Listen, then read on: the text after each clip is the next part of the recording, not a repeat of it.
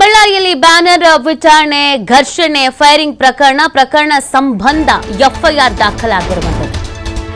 ಈ ಫೈರಿಂಗ್ ಪ್ರಕರಣಕ್ಕೆ ಸಂಬಂಧಪಟ್ಟಂತೆಗೆ ಇದೀಗ ಎಫ್ಐಆರ್ ದಾಖಲಾಗಿದೆ. ಶಾಸಕ ಭರತ್ ರೆಡ್ಡಿ ಸೇರಿ ಹಲವರ ವಿರುದ್ಧ ಎಫ್ಐಆರ್. ಬಳ್ಳಾರಿಯ ಬ್ರೂಸ್ಪೇಟೆ ಪೊಲೀಸ್ ಠಾಣೆಯಲ್ಲಿ ಎಫ್ಐಆರ್ ಅನ್ನ ದಾಖಲು ಮಾಡಲಾಗಿದೆ. ಕಾಂಗ್ರೆಸ್ ಶಾಸಕ ನಾರಾ ಭರತ್ ರೆಡ್ಡಿ ವಿರುದ್ಧವೂ ಕೂಡ ಎಫ್ಐಆರ್ ದಾಖಲಾಗಿರುತ್ತೆ. ಅವರು ಈಗಾಗಲೇ ಕ್ಷಮೆ ಕೇಳ್ಬಿಟ್ರು. ಕಾನೂನು ಸುವ್ಯವಸ್ಥೆಗೆ ಏನಾದ್ರು ಸಮಸ್ಯೆ ಆಗಿದ್ರೆ, ಶಾಂತಿ ಭಂಗ ನನ್ನ ಕಡೆಯಿಂದ ಆಗಿದ್ರೆ ನಾನು ಅದಕ್ಕೆ ಕ್ಷಮೆ ಕೇಳ್ತೀನಿ, ತನಿಖೆ ಆಗಲಿ, ತನಿಖೆಯ ನಂತರ ಸತ್ಯಾನುಸತ್ಯತೆಗೆ ಏನು ಅನ್ನೋದು ಗೊತ್ತಾಗತ್ತೆ ಅಂತ ಹೇಳಿದ್ರು. ಆದರೆ ಇವ್ರ ವಿರುದ್ಧ ಆಕ್ಷನ್ ಆಗಲೇಬೇಕು ಅಂತ ಬಿಜೆಪಿಗರು ಪಟ್ಟು ಹಿಡಿದು ಕೂತಿದ್ರು.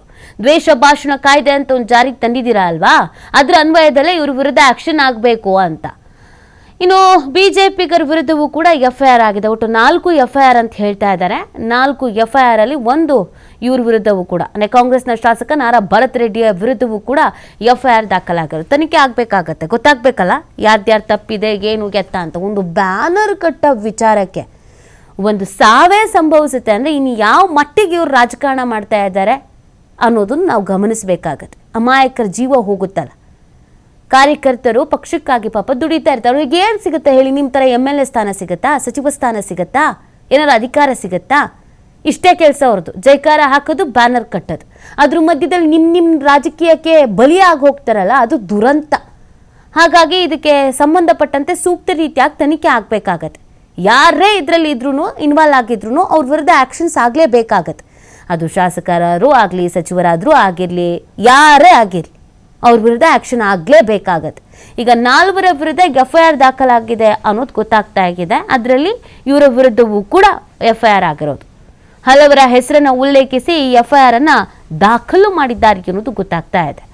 ತನಿಖೆ ಹೇಗೆ ನಡೆಯುತ್ತೆ, ತನಿಖೆಗೆ ಇವ್ರುಗಳು ಯಾವ ಥರ ಸಹಕರಿಸ್ತಾರೆ, ಇನ್ನೂ ಯಾರ್ಯಾರ ವಿರುದ್ಧ ಎಫ್ಐಆರ್ ದಾಖಲಾಗುತ್ತೆ, ಇನ್ನೂ ಯಾರನ್ನಾದ್ರೂ ಇದರಲ್ಲಿ ಸೇರಿಸ್ತಾರಾ, ಏನು ಎತ್ತ ಮಾಹಿತಿ ಸಿಗಬೇಕಾಗಿದೆ. ಒಟ್ಟಿನಲ್ಲಿ ಈ ಕಚ್ಚಾಟ, ಹಗ್ಗ ಜಗ್ಗಾಟ ಅಂತೂ ನಡೀತಾನೇ ಇದೆ. ಇವ್ರ ಮೇಲೆ ಅವರು, ಅವ್ರ ಮೇಲೆ ಇವರು ಹೇಳ್ಕೊಂಡು ಓಡಾಡ್ತಾ ಇದ್ದಾರೆ. ಬಿಜೆಪಿಗರೆಲ್ಲ ಕಾಂಗ್ರೆಸ್ ಕಡೆ ಬೊಟ್ಟು ಮಾಡ್ತಾ ಇರೋದು, ಕಾಂಗ್ರೆಸ್ನವರು ಎಲ್ಲ ಬಿಜೆಪಿ ಕಡೆ ಬೊಟ್ಟು ಮಾಡ್ತಾ ಇರೋದು.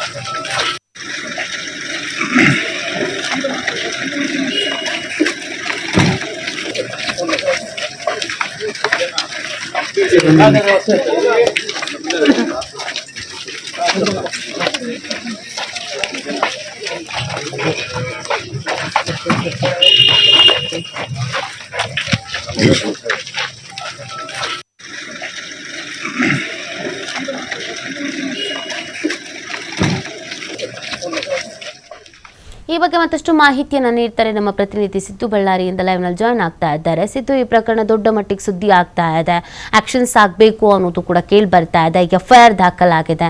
ಸೊ ತನಿಖೆ ಹೇಗೆ ನಡೀತಾ ಇದೆ, ಸದ್ಯ ಯಾವ ರೀತಿ ಹಗ್ಗ ಜಗ್ಗಾಟಕ್ಕೆ ಇದು ಕಾರಣ ಆಗ್ತಾ ಇದೆ ಅಂತ?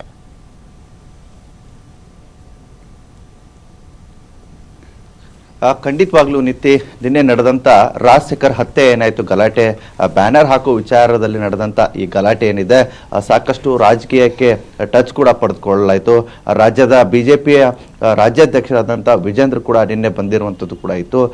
ಇಂತಹ ಸಂದರ್ಭದಲ್ಲಿ ಎಲ್ಲವೂ ಮೊಟ್ಟ ಮೊದಲಿಗೆ ಭರತ್ ರೆಡ್ಡಿ ಅವರ ಕಡೆಯಿಂದ ಒಂದು ಎಫ್ಐಆರ್ ಕೂಡ ಆಗುತ್ತೆ. ಎಫ್ಐಆರ್ನಲ್ಲಿ 11 ಜನರನ್ನ ಸೇರಿಸಿರ್ತಾರೆ. ಜನಾರ್ದನ್ ರೆಡ್ಡಿ ಅವರ ಅಪೋಸಿಟ್ ಆಗಿ ಈಗ 5 ಎಫ್ಐಆರ್ ಕೂಡ ಆಗಿರುವಂಥದ್ದು. ಒಂದು 307 ಆಗಿದೆ, ಒಂದು ವಾಲ್ಮೀಕಿ ಸಮಾಜದ ಬಗ್ಗೆ ಹಗುರವಾಗಿ ಮಾತನಾಡಿದ್ದಾರೆ ಅನ್ನುವಂಥ ಎಫ್ಐಆರ್ ಆಗಿದೆ, ಮತ್ತು ಜನಾರ್ದನ್ ರೆಡ್ಡಿ ಸೇರಿದಂತೆ ಅನೇಕರು ಪ್ರಮುಖ ಮುಖಂಡರು ಸೇರಿದಂತೆ ಒಂದು ಎಫ್ಐಆರ್ ಆಗಿದೆ. ಹೀಗೆ 5 ಎಫ್ಐಆರ್ ಅನ್ನ ಭರತ್ ರೆಡ್ಡಿ ಅವರ ಕಡೆಯಿಂದ ಮಾಡಲಾಗಿದೆ. ಅದೇ ರೀತಿಯಾಗಿ ನಿನ್ನೆ ನಡೆದಂಥ ಗಲಾಟೆಯ ಸಂದರ್ಭದಲ್ಲಿ ರಾಜ್ಯಾಧ್ಯಕ್ಷ ವಿಜೇಂದ್ರ ಬಂದಂಥ ಸಂದರ್ಭದಲ್ಲಿ ಸಂದರ್ಭದಲ್ಲಿ ASP ರವಿಕುಮಾರ್ ಸೇರಿದಂತೆ ಬ್ರೂಸ್ಪೇಟ್ನ ಅಧಿಕಾರಿಗಳು ಸಹ ಬಂದಿದ್ರು. ಅಧಿಕಾರಿಗಳ ನೇತೃತ್ವದಲ್ಲಿ ಅವರು ಕೂಡ ಅಂದ್ರೆ ಜನಾರ್ದನ್ ರೆಡ್ಡಿ ಅವರು ಕೂಡ ಒಂದು FIR ಅನ್ನ ಕೊಟ್ಟಿದ್ದಾರೆ. ಜನಾರ್ದನ್ ರೆಡ್ಡಿ ಬೆಂಬಲಿಗರಾದಂತ ನಾಗರಾಜ್ ಏನಿದ್ದಾರೆ ನಮ್ಮ ವಾಲ್ಮೀಕಿ ಸಮಾಜದ ಜೊತೆಗೆ ನನ್ನ ಜೊತೆಗೆ ಅವರು ಅವಾಚ್ಯವಾಗಿ ಮಾತನಾಡಿದ್ದಾರೆ ಅನ್ನುವಂಥದ್ದನ್ನ ದೂರನ್ನ ಕೊಟ್ಟಿದ್ದಾರೆ.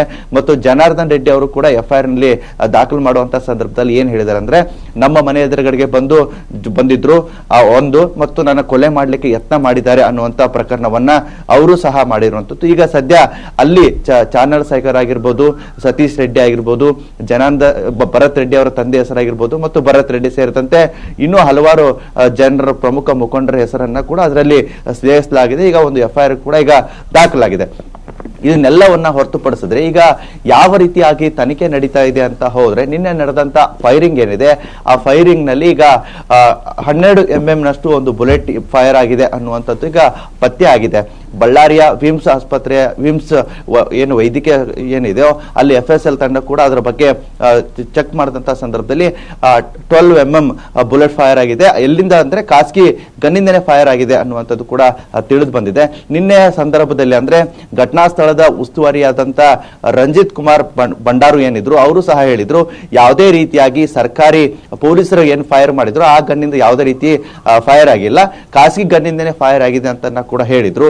ಇನ್ನೆಲ್ಲವನ್ನ ಗಮನಿಸ್ತಾ ಹೋದಂತ ಸಂದರ್ಭದಲ್ಲಿ ನಿನ್ನೆ ಅಂದ್ರೆ ಘಟನೆ ನಡೆದಂತ ಸಂದರ್ಭದಲ್ಲಿ ನಿರಂತರವಾಗಿ FSL ತಂಡದವರು ಕೂಡ ಸ್ಥಳದಲ್ಲಿದ್ರು, ಇಂಚಿಂಚು ಮಾಹಿತಿಯನ್ನ ಕೂಡ ಪಡೆದುಕೊಳ್ತಾ ಇದ್ರು. ಅದರಲ್ಲೂ ಅಳತೆ ಪಟ್ಟಿ ಮುಖಾಂತರ ಅಂದ್ರೆ ಫೈರ್ ಮಾಡದಂತ ಸಂದರ್ಭದಿಂದ ಎಷ್ಟು ಮೀಟರ್ ಇಂದ ಎಷ್ಟು ಮೀಟರ್ ವರೆಗೂ ವೇಗವಾಗಿ ಹೋಗಬಹುದು ಅನ್ನುವಂತ ದಾಖಲಾತಿಗಳನ್ನ ಪಡೆದುಕೊಂಡಿದ್ರು. ಆ ದಾಖಲಾತಿಗಳ ಮೇರೆಗೆ ಅದು ಖಾಸಗಿ ಗನ್ನಿಂದ ಫೈರ್ ಆಗಿದೆ ಅನ್ನುವಂಥದ್ದನ್ನ ಈಗ ತಿಳಿದು ಬಂದಿದೆ. ಇದರ ಜೊತೆಯಾಗಿ ಮತ್ತು ಯಾರೆಲ್ಲ ಗನ್ಮ್ಯಾನ್ಗಳಿದ್ರು, ಒಂದು ಕಡೆ ಜನಾರ್ದನ್ ರೆಡ್ಡಿ ಅವರ ಗನ್ಮ್ಯಾನ್ ಇದ್ರು, ಅವ್ರ ಕಡೆ ಇರುವಂತಹ ಗನ್ಗಳನ್ನ ಕೂಡ ಪೊಲೀಸರು ವಶಕ್ಕೆ ಪಡಿಸಿಕೊಂಡಿದ್ದಾರೆ.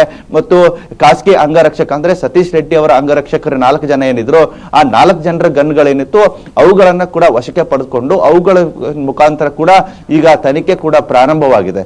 ಜೊತೆಗೆ ಈಗ ಇವತ್ತು ಬಳ್ಳಾರಿಗೆ ಅನೇಕ ಸಂಶೋಧನಾ ತಂಡವನ್ನ ಕೂಡ ಬರಲಿದೆ. ಕೆಲವೊಂದಿಷ್ಟು ಘಟನೆ ಯಾವ ರೀತಿ ಆಯಿತು, ಹೇಗಾಯಿತು ಅನ್ನುವಂಥದ್ದು ಕೂಡ ಮಾಹಿತಿ ಪಡೆದುಕೊಳ್ಳಿದ್ದಾರೆ. ಸದ್ಯ ಇವತ್ತು ಏನು ಈ ಘಟನೆ ಸಂಬಂಧಪಟ್ಟಂತೆ ಪೊಲೀಸರು ಕೂಡ ಸಾಕಷ್ಟು ತನಿಖೆಯನ್ನ ಮುಂದುವರಿಸಿದ್ದಾರೆ. ಅಲ್ಲಿ ಘಟನೆ ನಡೆಯುವಂತಹ ಸಂದರ್ಭದಲ್ಲಿ ಕೆಲವೊಂದಿಷ್ಟು ಅಲ್ಲಿ CCTV ವಿಜುವಲ್ಗಳನ್ನು ಕೂಡ ಪಡೆದುಕೊಂಡಿದ್ದಾರೆ. ಕಲ್ಲು ತೂರಾಟ ಮಾಡುವವರು ಯಾರೆಲ್ಲ ಗ್ಲಾಸ್ಗಳನ್ನ ತಂದಿದ್ರು, ಎಲ್ಲಿಂದ ಎಲ್ಲಿವರೆಗೂ ಫೈರಿಂಗ್ ಆಯಿತು ಅನ್ನುವಂಥದ್ದನ್ನ ಆ ವಿಡಿಯೋ ಏನು ಸೋಷಿಯಲ್ ಮೀಡಿಯಾದಲ್ಲಿ ವೈರಲ್ ಆಗಿದಾವೋ ಆ ವಿಡಿಯೋಗಳನ್ನ ಸಾಕ್ಷಿ ಆಧಾರದಲ್ಲಿ ಇಟ್ಕೊಂಡು ತನಿಖೆ ಮಾತ್ರ ಪ್ರಾರಂಭವಾಗಿದೆ. ಇನ್ನಷ್ಟು ತನಿಖೆ ಪೊಲೀಸರ ಮುಖಾಂತರ ತಿಳಿದು ಬರಲಿದೆ ಅಂತ ಹೇಳ್ಬೋದು. ನೀತಿ ಸಿದ್ದು, ಇನ್ನೊಂದು ಬಿಜೆಪಿ ನಾಯಕರುಗಳು ಅದರ ಜೊತೆಗೆ ಕಾಂಗ್ರೆಸ್ನ ನಿಯೋಗ ಕೂಡ ಭೇಟಿಯನ್ನ ಕೊಡೋದು ಸ್ಥಳಕ್ಕೆ, ಇದಕ್ಕೆ ಸಂಬಂಧಪಟ್ಟಂತೆ ಅಲ್ಲಿನ ಚಿತ್ರಣ ಏನು? ಯಾಕಂದ್ರೆ ಒಬ್ರ ಮೇಲೊಬ್ರು ಆರೋಪ ಪ್ರತ್ಯಾರೋಪವನ್ನ ಮಾಡ್ತಾ ಇದ್ದಾರೆ, ಇವರಿಂದ ಅಂತ ಅವರಿಂದ ಅಂತ. ಸೊ ಹಾಗಾಗಿ ಇವತ್ತು ಯಾವೆಲ್ಲ ರಾಜ್ಯ ನಾಯಕರುಗಳು ಬಿಜೆಪಿ ಆಗಿರ್ಬೋದು ಅಥವಾ ಕಾಂಗ್ರೆಸ್ನವರು ಆಗಿರ್ಬೋದು ಅಲ್ಲಿಗೆ ಬರುವಂತ ಸಾಧ್ಯತೆ ಇದೆ? ಸದ್ಯ ಅಲ್ಲಿ ಯಾವ ತರದ ಪರಿಸ್ಥಿತಿ ಇದೆ ಅಂತ ಸಿದ್ದು?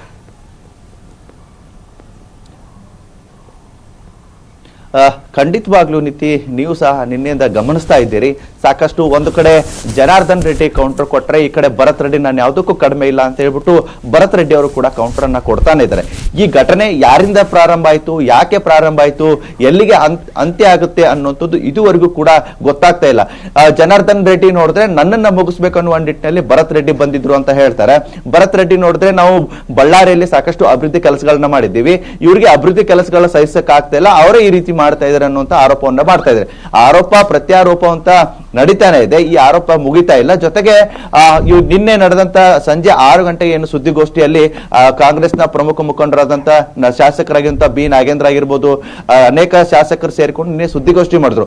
ಅದು ಸುದ್ದಿಗೋಷ್ಠಿ ಬೆನ್ನಲ್ಲೇ ಇವತ್ತು ಕೂಡ ಬೆಳಗ್ಗೆ ಜನಾರ್ದನ್ ರೆಡ್ಡಿ, ಶ್ರೀರಾಮುಲು ಸೇರಿದಂತೆ ಸೋಮಶೇಖರ್ ರೆಡ್ಡಿ ಇವರು ಸಹ ಇವತ್ತೊಂದು ಸುದ್ದಿಗೋಷ್ಠಿಯನ್ನ 12 ಗಂಟೆ ನಂತರ ಇಟ್ಕೊಂಡಿದ್ದಾರೆ. ಯಾವೆಲ್ಲ ಉದ್ದೇಶಗಳನ್ನ ಅಲ್ಲಿ ಚರ್ಚೆ ಆಗುತ್ತೆ ಅನ್ನುವಂಥದ್ದು ಕೂಡ ಪ್ರಶ್ನೆ ಆಗುತ್ತೆ. ಇನ್ನು ಕಾಂಗ್ರೆಸ್ ಇಂದ ನೋಡ್ತಾ ಹೋದ್ರೆ ಬಳ್ಳಾರಿ ಜಿಲ್ಲೆಯ ಉಸ್ತುವಾರಿ ಸಚಿವರಾಗಿದ್ದಂತ ಜಮೀರ್ ಅಹಮದ್ ಅವರು ಸಹ ಇವತ್ತು ಭೇಟಿ ನೀಡಲಿದ್ದಾರೆ.